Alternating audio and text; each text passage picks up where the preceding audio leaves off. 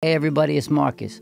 So in today's video, we're going to test out the GFX 100 Mark II versus the Canon R5.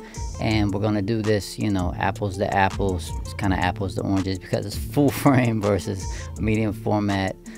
But it's medium format's best offering so far as autofocus, video that actually works, and all these things. So we're going to see how close is it to probably my favorite of all the ones that I've shot in the full frame realm, for people that are looking to see, is it there yet? So buckle up, skip around, it's going to be a long video. I want you guys to watch this because I have a new course that's up, totally streamable. It's really awesome. I've been working on it for a long time, so watch this and then we'll hop into the video. People see thousands of images every day and they don't stop to look at a perfectly lit image because it just doesn't speak to them. This is going to make your images really stand out. Hey everybody, it's Marcus. So first of all, I'd like to say I'm excited to share Creative Lighting 2.0. That's Creative Lighting and Creative Gels 2.0. So I've been working on this for about a year and a half now to really make this the best lighting course out there, period. I have over 30 lessons in creative lighting, creative gelling, and I'm not using expensive lights, expensive modifiers. Like I said, I've spent over a year making this the most comprehensive lighting course on the entire internet.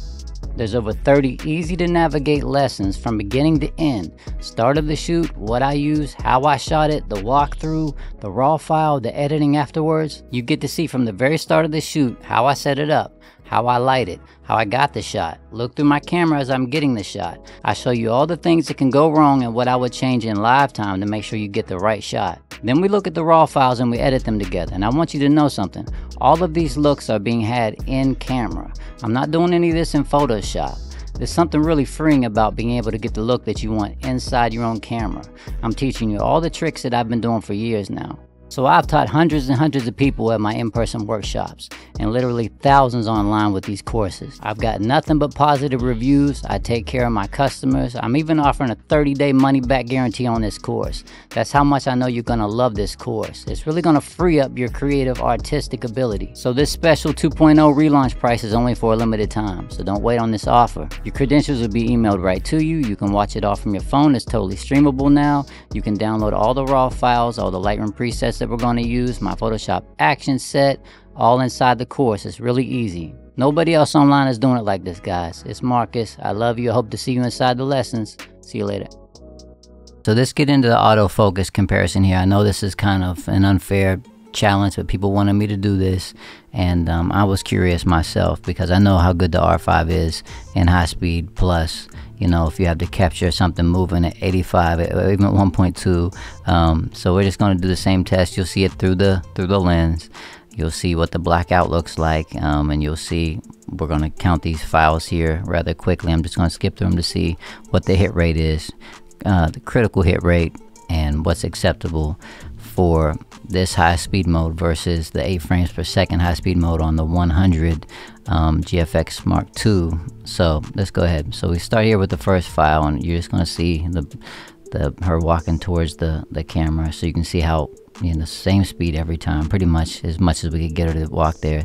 That's in focus. We'll skip a few files down here and see once it loads. And I've already looked at these, so I know the hit right here. Just gonna let them load here and then see. The R5 obviously is made for this type of stuff. It's not like the new crazy Sonys that do 120 frames per second, but those files, if you want me to be honest with you, are kind of crap. You know, Nikon, the Z9 and stuff like that will give you much better files, and it shoots high-speed burst mode. I haven't found it to be as accurate as my R5, and I'm sure, I mean, the A7 R5 is probably really accurate and give you much more better files. You don't need 120 frames a second, but I'm just talking to you about BS as we skip through here and show you that, you know, I autofocus on. All these are sharp here at 100%. I'm not zooming into 200% because you really don't need to be at 200 for a file like this. Okay, so just go in here. It's in focus, you know. We haven't really missed any shots here. think through this whole entire thing when I did it, just not to waste your guys' time to show you the results, there was like 3 files that I thought were back focused enough to where I would say no, but you're taking a ton of images, you know, per second. I'm not sure what high speed plus is on the R5. I should probably know that, but I think it's close to 20 frames per second or something like that. And now you have to think, when you get close like this, 1.2 on an RF, I mean just on an 85 RF 85, it's less than a credit card depth of field at that point, and that's sharp on our eye, right? And as you get closer here, you know, we're gonna eventually hit minimum focusing distance, and it got the back eye. Well, yeah, it did. This eye is a little bit out of focus, so I got the back eye there. And I mean, she's so close there that she's cut off. So the R5 and high speed plus, you could actually have, and I'm at 1/6,000th of a second, so there's not going to be any motion blur or her going too fast for it. You're not going to have any problems. Okay guys, so let's do this same test, same lighting scenario, same location with 8 frames per second on the 100 Mark II. I already know what the average is here on the hit rate, but I want you guys to see it. And this 8 frames per second, it does drop the bit rate down to 12 bit, and you'll be able to see her walking towards the camera and through the lens footage here. So I'm just going to skip around a little bit now. Remember, this is the hardest thing for any camera to do, is someone walking directly towards the camera.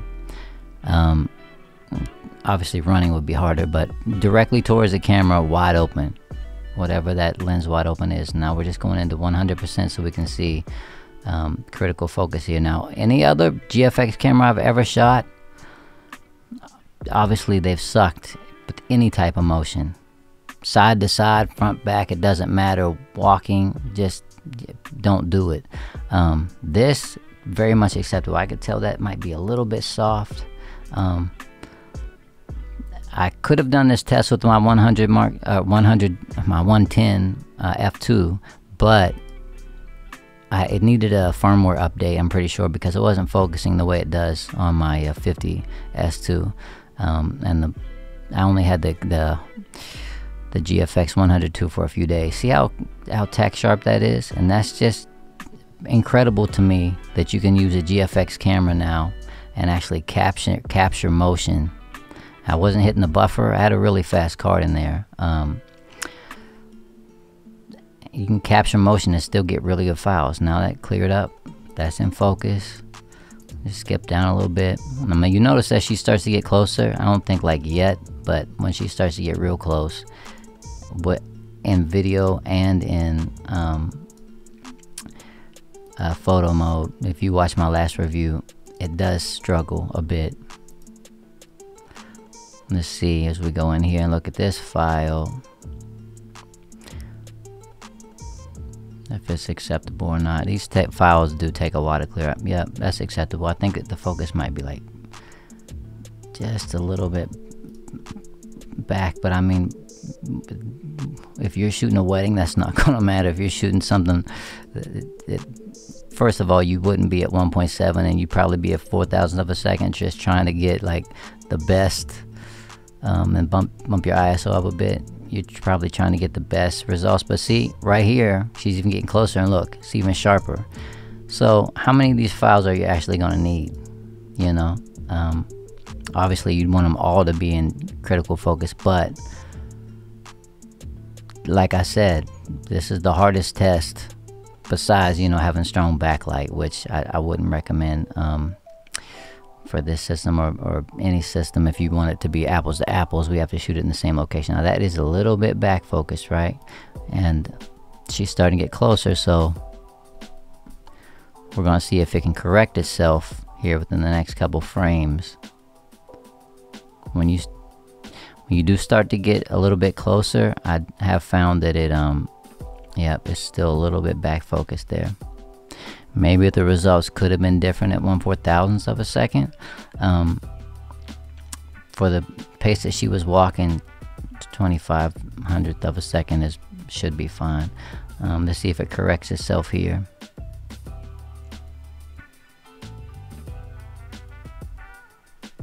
No, it's still back focused a little bit. But I will be interested to see if it does correct itself at all again, because sometimes when these, I've noticed when only the GFX that really works like this is the 100 Mark II, but once it loses and falls behind a little bit, it usually stays back focused.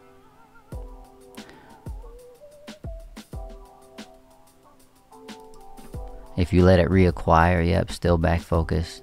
So I will be interested to see. Okay, it caught up and found itself again. Okay, it hit the back eye, but it did hit, I mean, it's acceptable there on that close portrait. I can tell this is going to either be back eye or completely back focused. You know, I can tell the focus point is there. These the files take forever to load. Yeah, that's back focused. So yeah, and she started to slow down because she's getting closer to the camera here, so it had a chance to reacquire. But it did reacquire, and I just kept on snapping. I mean, I'm just holding the button down, obviously, and that's tack sharp, you know. For me, incredible. It's really incredible that I got with the GFX system. We haven't seen this done before at all. A ton of shots that I took right there, you know. And of course it can't compete with the R5 because it's medium format and it's moving a lot of data, and I even had to slow it down, you know, to or lessen the file to a 12-bit file instead of a 16 to get this. But you can see back focus. I'm not even gonna zoom in because it's back focus, and then the very next file, you know, it may be back focused a touch, but you're very close, and it did try to recover. You know, I'm zoomed in 100 and you see that eye's a little bit blurry. You're focused on the back eye, and then I lost it again. But you saw the R5 did lose them at the end too, on the lower frame rates. So I mean, and this whole test right here, just to go through here, this is a shit show, just for lack of better words. This is with in low speed on the 100 Mark II. This is kind of what you were dealing with for years. All of them are back focused. I think this is like maybe even faster than what the 100S can do. And that's why I thought these cameras always sucked. And this is even feels like a better readout speed. So 8 frames per second is where you want to live. All these are back focused if you're in low speed continuous on the I mean, that's kind of acceptable. But even if you go back here, that one's out of focus. I mean, her eyes are looking down a little bit, but that's out of focus. So if you're going to be shooting, be in 8 frames a second. Low speed continuous isn't worth it on the 100 Mark II, in my opinion. It's all about 8 frames a second. That's why you got it. I mean, you can bump it down to, you know, single shot and get 16-bit color, and if someone's not moving, and be totally not say totally accurate. Everything is able to make mistakes, but I didn't miss many shots, and I got the shots that I wanted, and I was shooting freely. And when I'm going through here, these files at 8 frames a second, I could have used all of the ones, you know, up until we got closer before she stopped. Even that one can be used. There was a couple in here, like that one that's a little bit too back focus. Is way back here on our ear. But before that, pretty much all of these, with the exception of maybe 1 or 2, were usable. And like I said, I could have been at 4,000th of a second, just bump the ISO up a little bit and probably even had better results, or not been at 1.7. I like being wide open if I'm using lenses, you know, just being honest with you. And this isn't even the fastest of the lenses. So my personal opinion on this is the GFX 100 Mark II is the one I would buy. I mean, obviously you might want to wait and try to see if what's going to happen with this 100S2. My goodness, too many bodies to try to remember the names of, that might have the exact same ability without some of the video specs, you know, just in a the same chassis as the 100S.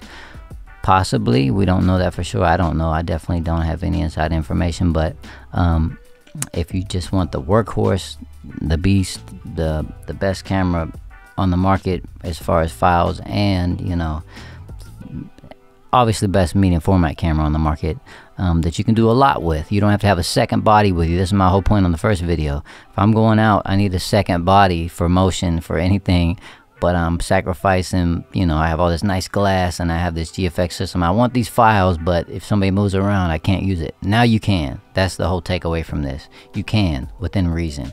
And still have your epic 16-bit color and single shot mode. And you can watch my last video to see I broke it down.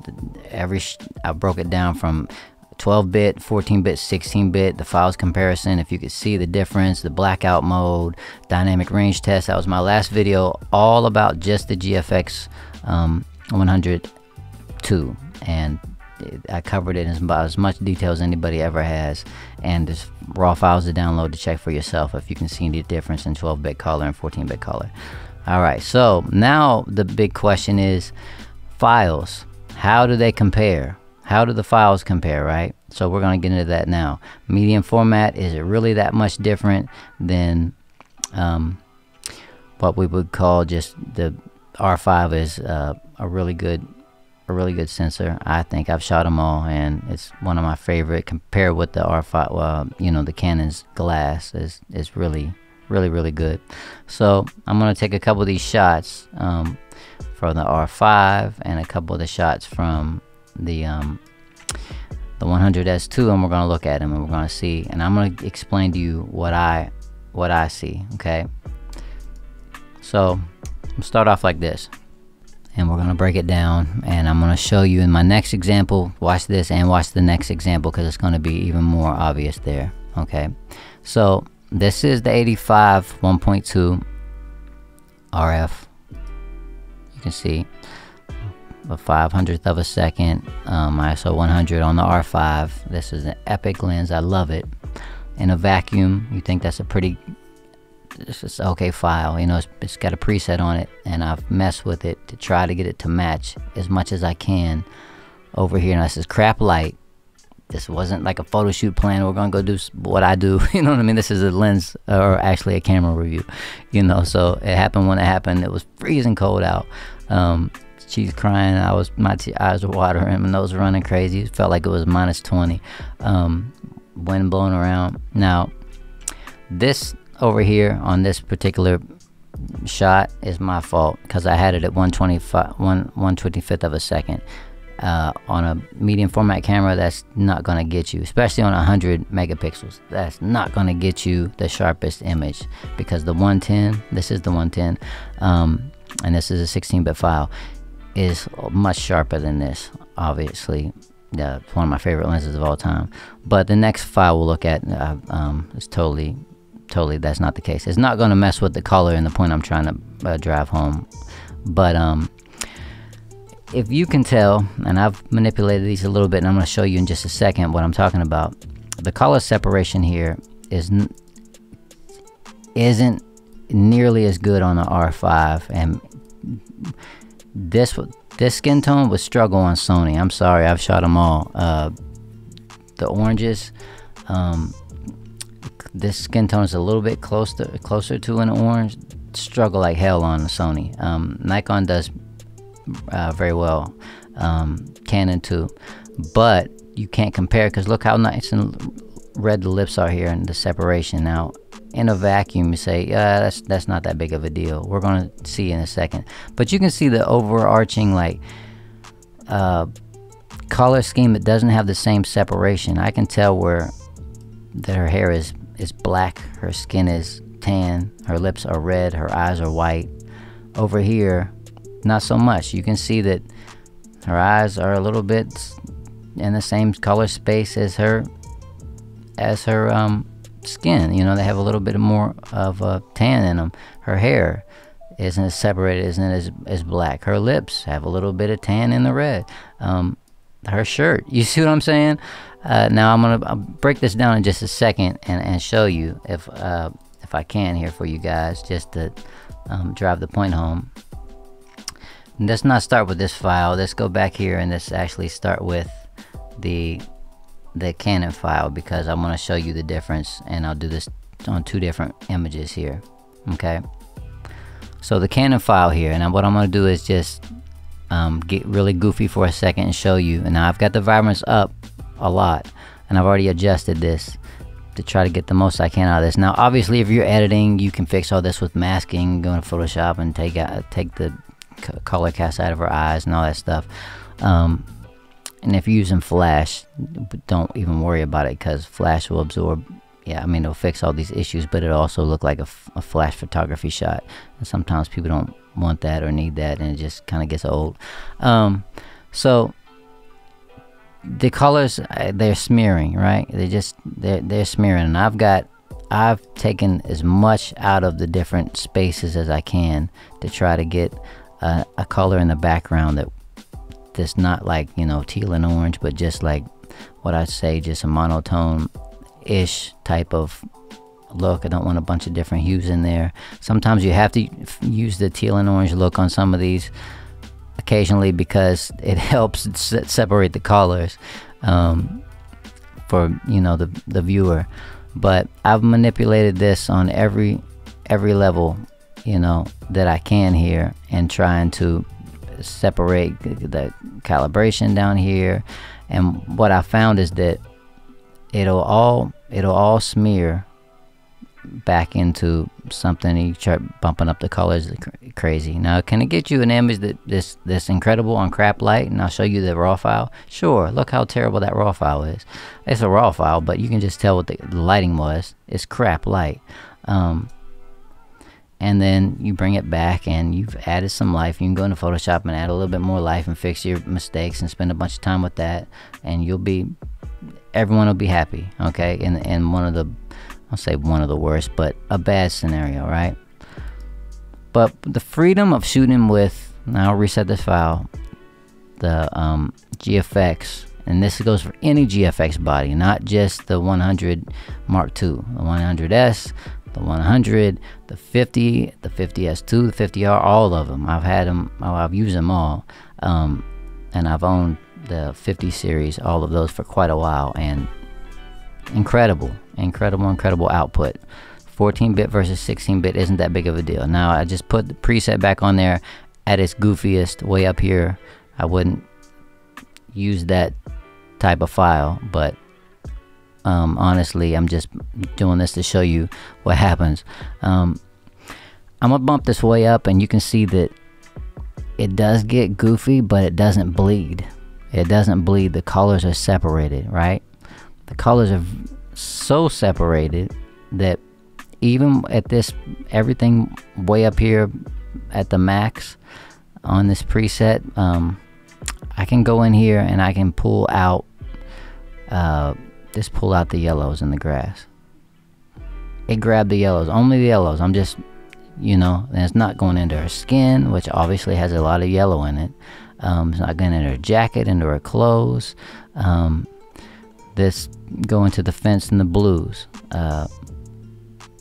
See what I mean? Now I can bring that back, and it is getting a little bit of the blue that was in her hair, but you're not sacrificing the edit. And that's just like, I'm done with this in 2 seconds, you know. If I just don't want as much saturation in those blues, and I want it to be a little darker, lighter, teal, dark blue, and that'll have a bunch of these colors in the aqua too. You know why? Because it can separate aqua from blue. It just can at 16-bit.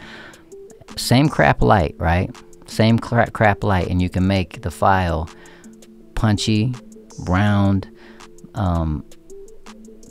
has a lot of depth to it, and just incredibly happy with the output of all the GFX cameras. But now I can actually have a little bit of movement and not worry about missing shots. So that's why I feel like medium format is really just incredible in all regards, and especially now that we have something that can actually focus and hit, you know, in most situations wide open. Not sports. And people ask me this all the time. I'm gonna say this really quickly. They ask me, should I sell my R5 or my Z9 or whatever and just go all into medium format now that the 100II can do 8 frames per second? I would say no, because at some point you're going to run into a situation where you're going to need really fast autofocus for something, you know. I wouldn't do it's an option to take out when you know you're not going to need that, when you're just going to do portrait shooting, a little bit of movement, all your lenses, everything looking great, files. But if I'm shooting a wedding, I have to have both. I have to have both. You have to have both at this point still, I think. Unless you have a second shooter who's getting those shots and making sure. It's just some things happen too fast, and you can't blame it on the camera. You're the photographer, right? So, but outside of that, like on a shoot like this or just anything else that I do, portrait, I would be taking the 100 Mark II with me. Okay, so now, sorry for the rant, but I had to answer some people's questions. Now, 80mm 1.7 1/200th of a second.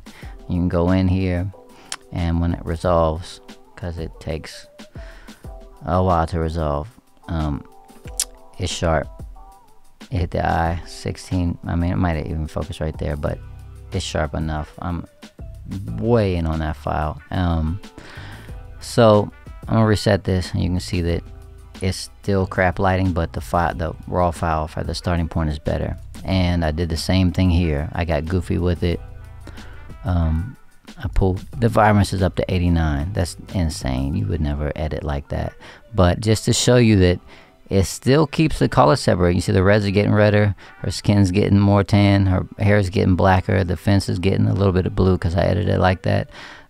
Nothing's smearing together, right? So I can pull these up to the top here, and something, you know, and that's still a cool file. You could go down here and adjust the other colors here, and the yellows back there. I found that little patch of yellow. Pull those all the way out if you don't want those, because it's, you know, competing colors. The greens back there, you can pull those way down. The fence back there, get that color out. It's just the color separation on these 16-bit files is incredible, and you really can't let me tell you that it's incredible unless I show you the same shot on the R5, right? So we'll do that, and I'll show you the difference, and then I'll show them to you individually and show you the fact. So this is the same, trying to edit, same shot. This is the R5 over here, 85 1.2, wide open, and the depth of field is shallower, obviously, because her nose is out of focus and everything like that, but trying to keep it apples to apples as much as I can. And you can see that in her eyes, there's more of her skin tone is mixing into her eyes. Her teeth, I have a little bit of the orange tone on them. The highlights aren't nearly as pleasing here. They're not as round. It's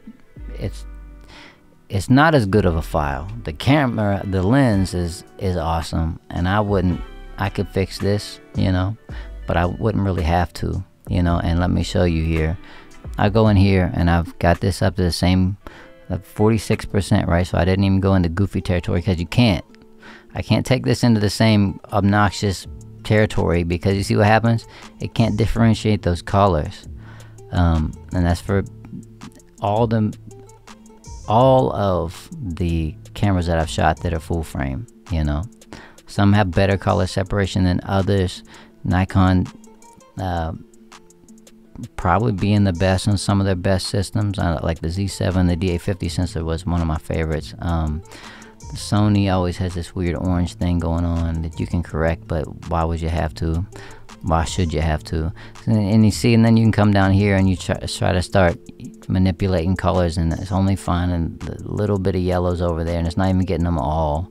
The greens, I'm moving the greens around, and it's not even finding it in the grass. You can barely see it flickering. The fence back there, it'll probably pick up the blues, but it's picking up the blues everywhere, you know. And it's in her blue is in her eye, you know. She has magenta and purple up here in her hairline. You see what I'm saying?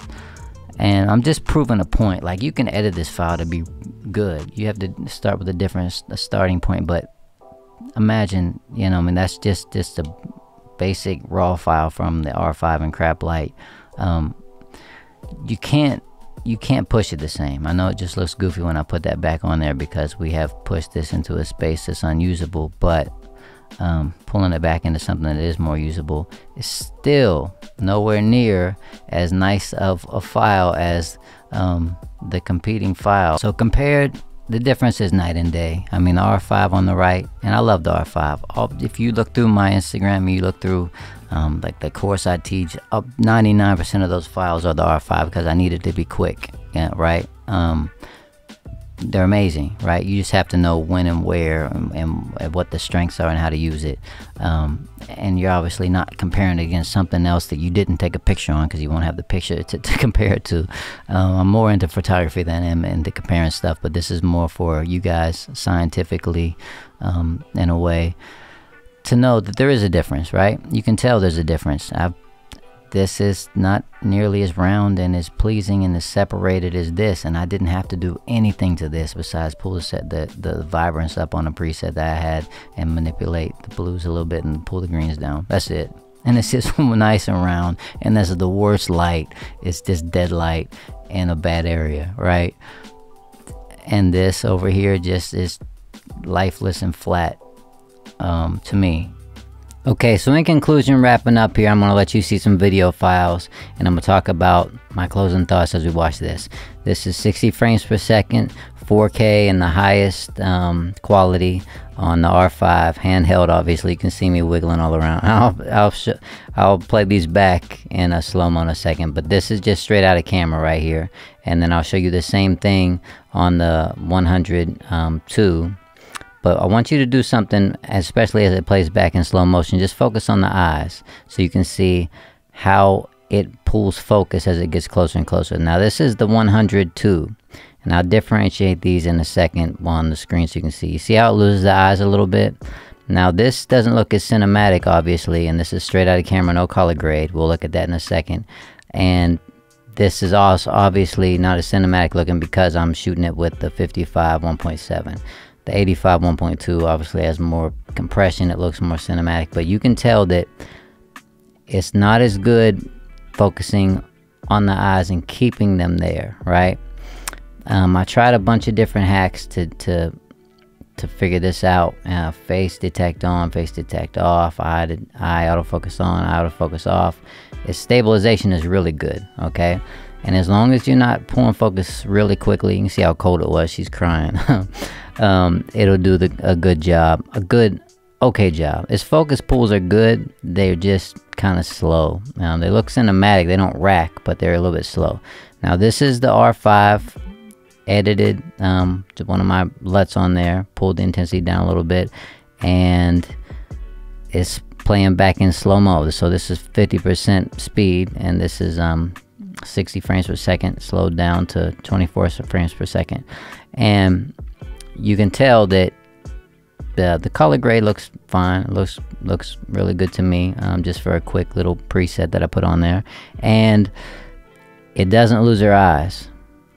It doesn't lose her eyes ever at 1.2. R5 is amazing for video, okay? Besides, it overheats when it's really hot. That kind of sucks, but it's really good for video. I've used it on every professional video that I've been a part of, and I've never had any issues with it. Now this is just a quick little color grade, and it's not going to look as cinematic because of the lens, the focal length here. And obviously don't you know, grade it on my color grade. Just look at the eyes and see how they go out of focus and back in focus. It loses them, it comes back. It can't focus as fast is what I'm saying, and you might have better results with maybe the 110 once the firmware is updated, but I don't know, the 55 1.7 isn't really necessarily a slow lens, you know. It's just the focusing system isn't as good for video. Obviously it loses focus. It does a fine job. I think it'll do good with like talking head and stuff like that, but I don't think that it'll do a good job if you need to do something really cinematic and you only have like one take to do it. You see how it kind of lost her there, and it reacquires, and it looks really pretty when it loses and reacquires. It looks very cinematic, but you know, sometimes you don't want that, you know, so there's that. The color grading, I think you'll be able to do just fine once you learn how to make your LUTs specifically for this camera. I've made my LUTs for my R5 and the other cameras that I've had. This has a little bit more of a magenta shift in the file, but I could edit it just fine. Now let's look at them back to back, you know, on the screen, and you see the difference in a way that's more easily digestible here. R5 on the left, 102 on the right, both graded just a touch, and you can kind of see, sorry it's wobbly, but it was way too cold for me to try to mount these on a gimbal. I just wanted to see handheld me walking how they perform with stabilization, and I think the stabilization on the 100 Mark II looks a little better. I don't think my poor technique changed any from side to side, but it's a really good-ish video camera. I wouldn't buy it just for the video specs, the 102 I'm talking about, but the R5 is a great video camera, the best that I've owned, you know, and I've shot a lot of different cameras in video mode. It never lets me down. So my final conclusions, this whole entire video, what are my final thoughts? Well, if you just need a camera that is going to be able to get epic portraits, do some motion, and get you the best possible output, and be able to do some video, you know, talking head stuff. If you have more time, you can make sure that you get the shot that you need and reshoot and reshoot and reshoot for video. Run and gun type stuff, maybe not so much, but if you have time in a pinch in video mode, you'll be able to get some good B-roll, BTS as a studio camera. If you're not moving around too much, it'll be just fine. It's the best medium format camera that I've ever shot, because I could do video with this. I'd take my time, you know, and make sure that I got the everything in focus.